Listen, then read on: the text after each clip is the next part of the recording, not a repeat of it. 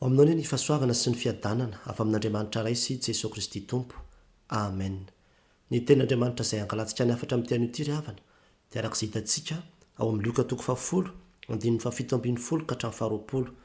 Lioka toko 10 andininy 7 ka hatramin'ny 20 izay mivaky toy izao amin'ny anaran'ny tompo. Ary ny fitopolany verina tamin'ny fifaliana ka nanao hoe: Tompo, na dia ny demoni aza dia manaiky anay noho ny anaranao. Fa ho Jesosy taminy: izao nahita ny Satana latsaka avy tany an-danitra tahaka ny varatra. Indro efa nomeko fahefana nitsaka menarana sy mainka sy andresy ny hery rehetra nanana fahavalo ianareo, ka tsisy hampaninana anareo akory. Kanefa aza mifaly ianareo satria manaiky ianareo ny fanahy, fa mifalia satria voasoratra any an-danitra ny anaranareo. Amen. Araka izany ry havana dia ny tatitra izay nataon'ireo fitopolany rahan'i Jesosy hialoha azy. Izany no hitantsika amin'izao soratra masina izay nivakiana tamintsika teo izao, ary fahamarinana roa no ndeha ho raisintsika avy amin'izany. Ny fahamarinana voalohany izay hitantsika eto dia ny hoe: nomeny Jesosy fahefana ny mpianany ka nandresy ny demoni rehefa nampiasa ny anarany. Nomeny Jesosy fahefana ny mpianany ka nandresy ny demoni rehefa nampiasa ny anarany. Hitantsika moa zany eo amin'ny andininy 7 ka hatramin'ny andininy 7. Eto ravana dia mahita fa niverina avy amin'ny asa izay nataony reto fitopolaza ny rahan'i Jesosy. Nandeha tsiroroa izy ireo hitety tanàna sy hitety vohatra, ampafantatra ny olona ny amin'ny fanjakan'Andriamanitra. Ary efa nampitandreman'i Jesosy Kristy eo amin'ny andininy 7 hoe: mandehana ozy izy, indro zao maniraka anareo tahaka ny zanak'ondry eo ampovoan'ny ambodia. Zany eo mafimafy any miady atrehanareo any, isy ambodia masika any fa mandehana. Zany maniraka anareo izy, zany maniraka anareo. Dia rehefa nandeha tokoa reto olona reto dia nambaran'i Jesosy trano marary toreo ny fanjakan'Andriamanitra sy ny toy izany, dia niverindreo. Dia tena na feno fifaliana, angamba tena samy mitantara teo daholo. Ny tany aminay koa nisy an'izao, nisy marary dia sitrana. Ny tany aminay ara nisy olona niejika be mihitsy ny demoni tao anatiny tao, fa tena hoe nanaiky ilay demoni, niala ny voaka. Dia samy feno fifaliana reo. Dia tonga teo amin'i Jesosy Kristy dia samy mitantara hoe: Tompo, na dia ny demoni izy nanaiky anay izy noho ny anaranao. Zany hoe nampiasa ny anaran'i Jesosy zany reto olona reto. Mety misy olona maratra zany dia amin'ny anaran'i Jesosy sitrany ianao. Mety misy olona misy demoni zany dia amin'ny anaran'i Jesosy miala ianao ry Satana, miala ianao ry demoni, mivoaka atao anatiny ato ianao, dia mivoaka manaiky noho ny fampiasandreo ny anaran'i Jesosy Kristy. Dia Jesosy moa namaly azy ireo hoe: za kozy nahita ny Satana mihitsy latsaka avy any an-danitra tahaka ny varatra. Ohatra ny tehiteny izy zany hoe: hitako avy aty mihitsy Satana latsaka avy any an-danitra, tena ohatra ndreny varatra reny nanaovanareo azy, satria izy efa nomeko fahefana ianareo. Anitsaka ny menarana, ny maingoka, andrava ny hery rehetra nanana fahavalo, ka tsisy hampaninana anareo akory zany izy. Nomeko an'izany fahefana zany nareo. Dia io fahefana io zany dia fahefana izay ao ambadiky ny fampiasana ny anaran'i Jesosy Kristy. Zany hoe fahefana ao amin'ny anaran'i Jesosy Kristy. Ka rehefa nampiasa ny anaran'i Jesosy zany ireo dia ravarava sy potipotika ary mongomongo Satana, ilay ambara hoe ambodia masika, tsy nahavita na inona na inona akory. Niverina soamantsara amin'ny fitopolà, tsy nisy na inona na inona, tsy nitondra na inona na inona ireo, fa niverina tamin'ny fahombiazana, niverina tamin'ny fifaliana, nahita ny herin'Andriamanitra tany amin'izay dia rehetra nalehany tany. Inona ny lesona azontsika tsoahana avy amin'izany? Misy fahefana ry havana ary misy fahagagana ao amin'io anaran'i Jesosy Kristy io. Tena mbola tsy miova, tsy mbola miova. Tadidiko mandrakariva ry havana ny tantara fijoro vavolombelona izay nataona ray aman-dreniny Toba iray tany Toliara. Teto amin'ity toerany ity ozy izay tamin'ny fotoana voalohany nankalazana ny fanasan'ny Tompo, andro alahady maraina, niazakazaka avy any nyray tanàna hitsofoka tato am-piangonana. Dia gaga famaninana, dia misy dalo. Dia nivoaka ozy, dia reny tokoa ilay dalo fa miazakazaka, tonga andeha hiditra ao amin'ilay fiangonana zany, andeha nenjika an'ilay olona. Dia nasandratro ny tanatro izy dia ozy aho hoe: amin'ny anaran'i Jesosy Kristy velona avy any Nazareta, tsy mahazo miditra eto ianareo. Dia vao nandrehan'izay ilay dalo dia nijanona. Dia izao fotsiny sisa ny teneniny hoe: raha tsy nisy an'io rangahy io matiny eto ianareo. dia lasy reo dalo reo.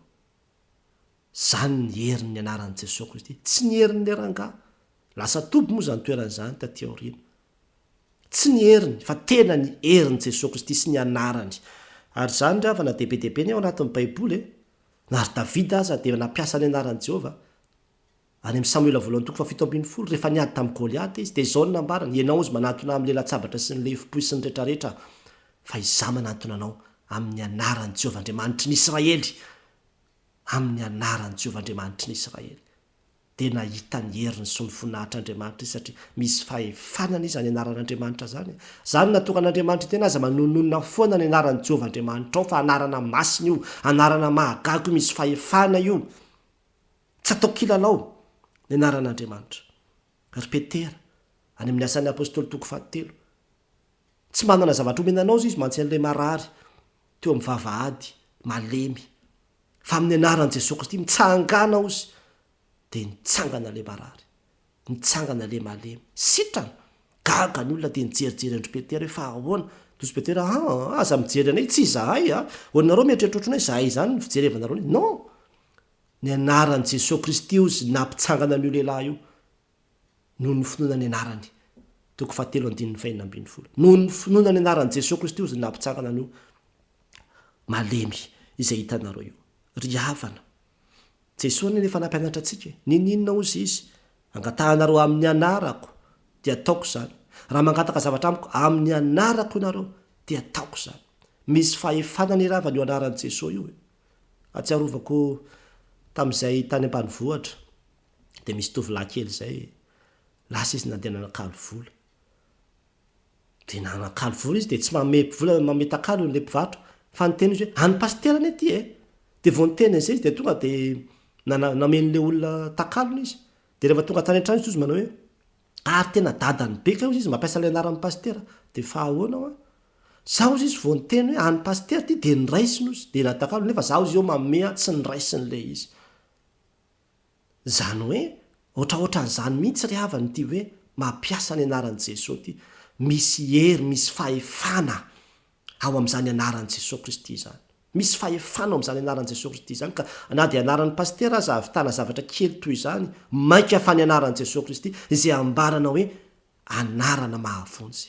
Zany ny ambaran'ny Filipianina, any amin'ny Filipianina 4 dia milaza an'izany: ao koa aminareo izao saina izao izay tao amin'ny Kristy Jesosy koa, nifoanany endrika Andriamanitra azy fa naka endrika mpitoviana amin'ny olona izy, dia izao nanetry teny izy, dia noho izany ozy izy dia nasandratra Andriamanitra izy, ka amin'ny anarany no andolian'ny lohalika rehetra, na ny any an-danitra na ny etỳ ambonin'ny tany. Zany hoe ny zavaboary rehetra dia natao anaiky an'io anaran'i Jesosy Kristy io daholo, mangovotra eo anatrehan'io anaran'i Jesosy Kristy daholo, satria anarana mahagaga sy misy fahefana zany anaran'i Jesosy Kristy zany. Ary be dia be ravana ny témoignage azo hijoroana vavolombelona noho ny amin'izany hoe anaran'i Jesosy Kristy zany. Hatramin'izao mandraka ankehitriny izao mbola be dia be neny marary sitrany noho ny fampiasana ny anaran'i Jesosy Kristy any amin'ireny toby ireny.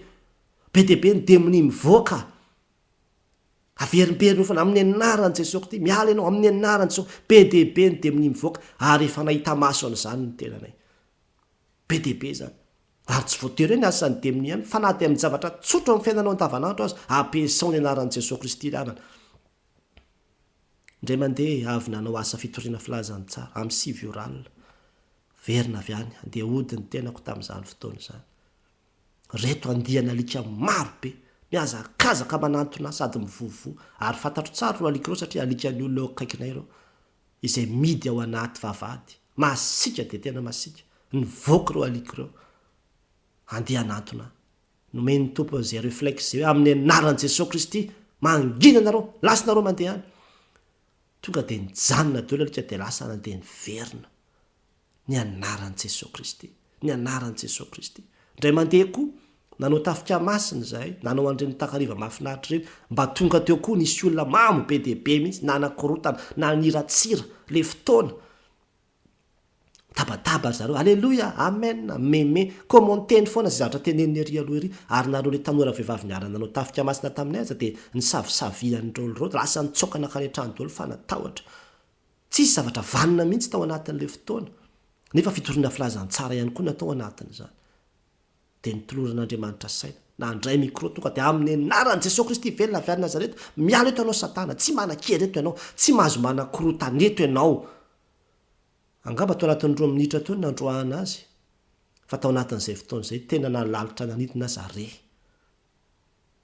voatapitra ny vavaka dia nitsaitsaka niala teo reo olo reo niala tsirairay noho ny anaran'i jesosy kristy ravana ary indray mandeha aza mikarakara dosie tany amin'ny ambasady anankiray izay tsy hotononiko eto ny anarany dia nisy diso ilay dosie nyentiko izay tsy avy amiko le fahadisoana fa le olona nandefa n'le izy tany amiko ny nanao an'le ererana fahadisoana dia ozy ilay olona hoe zaho tsy afaka mandray an'ity fa mbola mila hitsinao ty dia miverina anao amin'ny herinandro ambony za nefa amin'io tsy afaka hiverina tsony amin'ny herinandro ambony satria tsy maintsy andeha hidina amonjy ny posta any ambany vohatra be ary efa voavidiny bie efa vita daholo ny fotoana tsy afaka hivezivezy eo andeha hiakatra ty an-tananarivo nazavaiko tamin'ny olona zaho tsy afaka mivezivezy fa za mipetraka any marovoa izy ny toy za zaho tsy tia lalan'izany fa dossier incomplet anao tsy afaka mandray an'io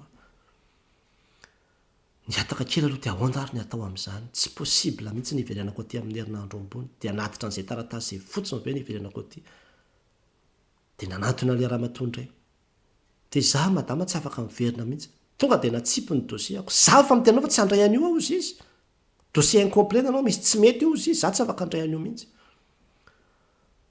dia niraisiko indray le izy ty za Andriamanitra inona nataoko za tsy afaka mitanjo ny vavaka tsy amin'ny anaranao Jesosy Kristy tsy maintsy raisiny ty dossier ty tsy tia lalan'izany amin'ny anaranao tsy maintsy raisiny ty tsy afaka miverina etsony fa alefako email fotsiny zay dossier zay zavatra tsy ampy zay fa tsy maintsy raisiny ty androany dia nanantona azy toy za amin'ny anaran'i Jesosy Kristy anakapoa dia sady niteny taminy hoe madama tsy afaka miverina mihitsy aho tsy afaka miverina tsona fa mba raiso ty dossier ako ty tsy niteny tsony le madama dia nahodikodiny teo ny dossier ako tozy izy hoe raha tsy paster ianao izy izy tsy niraisiko ty angamba nitany tao zany hoe paster Andriamanitra ry avana nanokatra ny masina nahitany an'izany tao nampanaiky azy fa tsy ny mahapaster mihitsy Andriamanitra nampanaiky azy tena mahery anaran'i Jesosy io ry avana apesao ny anaran'i Jesosy Kristy be deaibe ny olam-piainantsika be deaibe ny sakatsakana azonao tononina mihitsy zany ao anatin'ireny ady samihafa ireny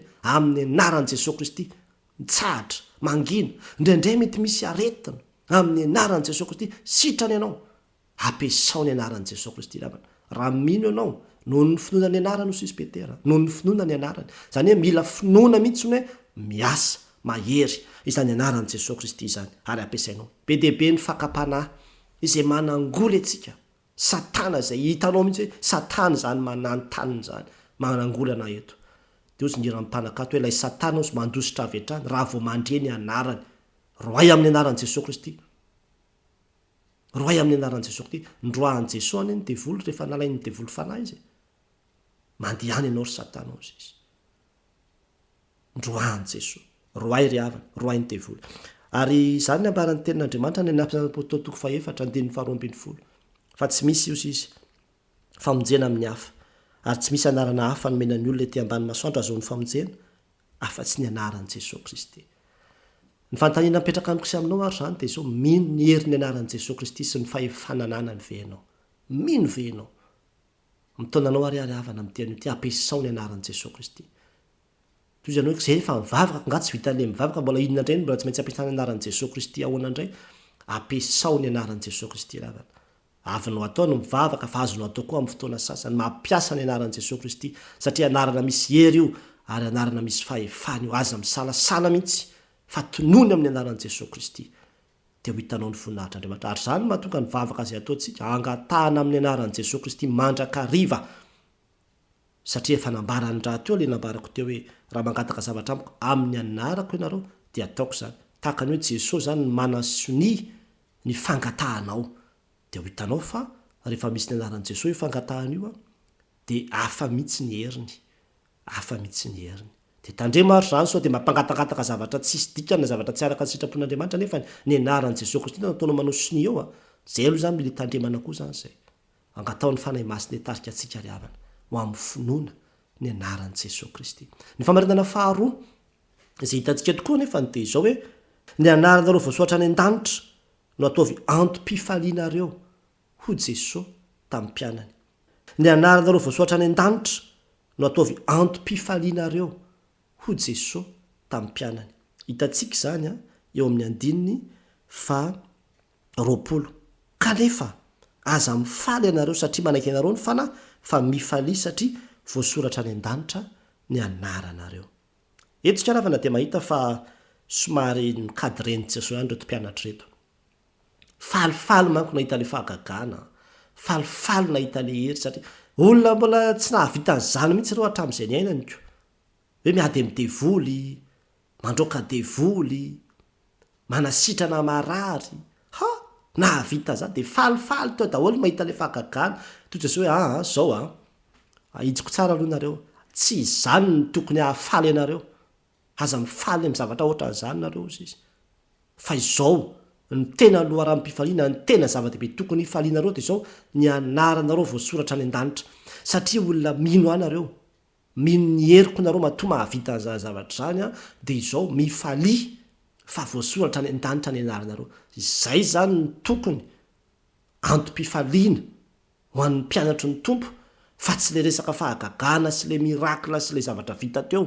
Zay zany, zay no ampianarin'i Jesosy ny mpianatra eto. Inona ny lesona azontsika tsoahana avy amin'izany? Mbola zany mihitsy ravana ny fampianaran'i Jesosy mandraka ankehitriny ny fiainana any an-danitra ny tena zava-dehibe indrindra e. Indraindray manko misy olona le fahagagana ny tena tadiaviny. Raha fahagagana ny tadiavinao dia azakazaka hitady fiangonana tsy hitady fiangonana eo, hitadinao izany tena manao fahagagana. Any Afrika dia izany mihitsy ny ambaran'le namanay hoe atio izy. Raha vao tsy fiangonana mahavita mirakla be dehibe zany dia tsisy mpanatrika.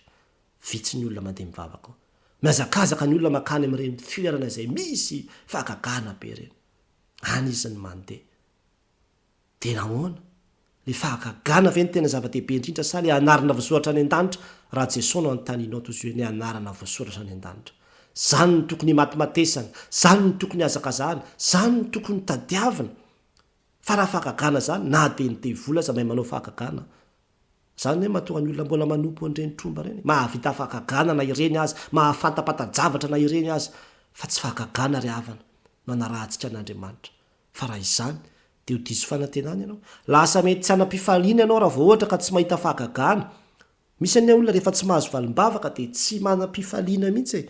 Satria nahoana? Satria ny fiainany dia miodina ao ambadika izay hoe valim-bavaka izay. Zay ny fifaliana ao amin'Andriamanitra. Tsia ny anarantsika voasoratra any an-danitra, mba fantatsika ve ravana ny sarobidy zany manana anarana voasoratra any an-danitra zany. Azo antoka ny mandrakizay. Manana anjara amin'ilay fiainana mandrakizay. Ary ao anatin'izany anarana voasoratra any an-danitra izany, ny dikan'izany anie dia izao hoe tena ho vahoaka ny fanjakan'Andriamanitra. Hiara-honina mandrakizay amin'Andriamanitra, ho mpandova ny zavatra rehetra. Zany ny dikany. Ka izany ny tena zava-dehibe indrindra ho Jesosy. Nosokafan'i Jesosy ny maso mpianatra hita hoe inona ny zava-dehibe, inona ny lara-pahamehana, inona ny zava-dehibe indrindra. Indray mandeha vao nampahery olona voaingana. Dia izy manao hoe ka inona moa zany mba tompontsoako an'ilay mivavaka zany raha izany efa mijaly takan'inona nefa tsy mety azoko ihany ilay zavatra tsaloko feo zany tsy mivavaka. Fa inona aloha ny tena antony ivavahanao e? Dia ka zany ka mba tokony mba hoe mba mahazo valim-bavaka ihany fa tsy dia hoe eto dia tsisy ny aninona azoko izy nefa za efa misofra takan'inona. Dia hoy izaho hoe ny antony ivavahantsika dia tsy hahazo izay zavatra tadiavintsika. Lasa ataontsika ohatra ny fitadiavan-javatra Andriamanitra. Lasa ataontsika ohatra ireny intérêt ireny, mitady intérêt ao amin'Andriamanitra isika. Fa ny fiainana mandrakizay no antony ivavahantsika. Izy ka fiainana mandrakizay zany anie pastera mbola any aoriana mbola tsy fantatra any zany fa ny eto aloha e. Ary zay mihitsy ravana ny fahavoazan'ny olona. Le fiainana mandrakizay amaivany sy tsy ny aviny. Dia heverina hoe zavatra mbola any eo ambadika azy zany mbola tsy fantatra fa ny eto aloha, inona aloha ny zavatra omen'Andriamanitra na eto. Raha izany ny fomba fijerintsika dia Jesosy raha eto amin'izao tontolo izao ihany nanatenantsika an'Andriamanitra. Any Kristy dia mahantra raha samy mahantra indrindra isika. Mahantra ianao raha eto amin'ity izao tontolo izao ity ny tena mahamaiky anao. Fa tsy ny fiainanao amin'Andriamanitra. Ilay fiainana mandrakizay, ny fibebahana, ilay fanatonana an'Andriamanitra. Zany ny tena zava-dehibe indrindra. Fa tsy le azo ilay valim-bavaka sy ilay mirakla sy ilay fahagagana lava. Tsia. Raha fahagagana sy mirakla ravana ny mahatonga ny olona tena iorina tsara, tsy nomboana tamin'ny hazo fijaliana mihitsy ny Jesosy Kristy. Maro anie zavatra nataony, fa mbola nomboandreo tamin'ny azo fijaliana ihany izy amin'nytian'io ty ary ny fanontaniana mipetraka amiko sy aminao de zao inona marina moa no tena zava-dehibe aminao nambara teo mantsy hoe afaka mampiasa ny anaran'i Jesosy de izao de izao de izao de tena zay tokoa ve no lahara-pahamehana sa le fiainana mandrakizay ka tsao aloha ny fanjakan'Andriamanitra sy ny fahamarinany dia anampy anareo zany rehetrarehetra zany le ho any an-danitra aloha ry havana izay aloha atao voalohany indrindra mitonanao ary havana mba tena hametraka ho zava-dehibe mihitsy a izany hoe manana antoka fa mankany an-danitra zany aloha zay aloha ny zava-dehibe indrindra ninina azoko ninina tsy azoko ianao marary io aza tonga de any amin'le fanasitranana aloha ny mahamaika fa ataovy hoe tompo ataovy antoko ananako aloha fa hoe makany an-danitra na ho faty amin'ty aretiko ty na ho sitrana amin'ty zao ataovy manana antoka fa ho any an-danitra fa inona moa ny soazon'ny olona nazy zao toy zao nefa very ny ainy inona no atakalony ny ainy tsisy na inona zavatra eto amin'ty zao toy azo atakalo ny ain'ny olona ka rehefa manana anarina voasoratra any an-danitra ianao tokony anam-pifaliana isika ary zany na tonga mpanankanto ilaza manao hoe tsy misy ho afa-ty Jesosy na fokony aren'ny tany manan-karena aho na hita azy faly ao amindreo manan-karena satria nahoana mandova ny lanitra sy ny zavatra rehetra ianao mahatsiaro n'izany arena izany ary zany na tonga ny hiran'ny fifoazana ny foko no mifaly fanavotanao izy voaelo ka hijaly fanafahana no menao mba holovako ny lanitra fonenany voavitra tsy ny ety no hifaliako fa zava-poana raha ny ety Jesosy no andrasanao ry fo ary an-danitra ary zany ndry havana ny fifalitsika tena mila mibanjina n'io mandrakizay io tsika mila mibanjina n'io lanitra io tsika tsy mibanjina le hoe aiza ny valim-bavako aizan'zao fa mibanjina ny mandrakizay dia ho hitanao fa anana fanantenana ianao anana fifaliana ianao satria iny tsy azo esorina iny tsy azo esorina aminao iny fa ny eto amin'izao tontolo zao any ny tomobile azonao androany nahafalifaly ianao raha pitso io mety hidofotra afaka nialy iny de lasa miala koa zany ny fifalianao fa ny fifaliana tsy azo esorina mihitsy ninninona mitranga de zao ny fifalian'ny voavela eloka ny fifalian'ny olona makany an-danitra de angatao hoe fanay masonao ataovy manam-pifaliana noho ny fahafantarako fa ho any an-danitra voasoratra amin'ny anarako raha fitinina zay rehetra nambara teo zany de zao voalohany a nomeny Jesosy fahefana amin'ny mpianany ka nandresiny demony rehefa nampiasa ny anarany ianao koa raha mino ny anarany ianao ampiasao de ho hitanao fa andrava menarana sy mainko ianao ary andrava ny hery rehetra nana amin'ny fahavalo ka tsisy ampaninanao akory zany ampiasao entinao miady amin'ny fiainana ny anaran'i Jesosy Kristy ny faharoa de hitantsika teo koa hoe ny anaranao voasoratra any an-danitra no ataovy antom-pifalianareo ho Jesosy tamin'ny mpianany de izany koa ry havana marina fa mahita fahagagana sy herin'i Jesosy Kristy isika saingy tsy tena zany no zava-dehibe indrindra fa ny zava-dehibe indrindra de zao hoe makany an-danitra ve ianao ho any ianao raha ohatra ka voasoratra any an-danitra ny anaranao aloha zany hoe ahoana moa zany nananako antoka fa voasoratra any an-danitra ny anarako raha mino an' Jesosy Kristy ianao de mazava ho azy fa voasoratra any an-danitra ny anaranao mino fa mato anao teo ambony azy fijaliana izy ary nitondra ny ranony fanekena vaovao zay alatsaka mba ho fanadiovana anao raha mino izany ianao de ho soratana any an-danitra koa ny anaranao satria voavela eloka ianao ho an'Andriamanitra iray rano ny voninahitra amen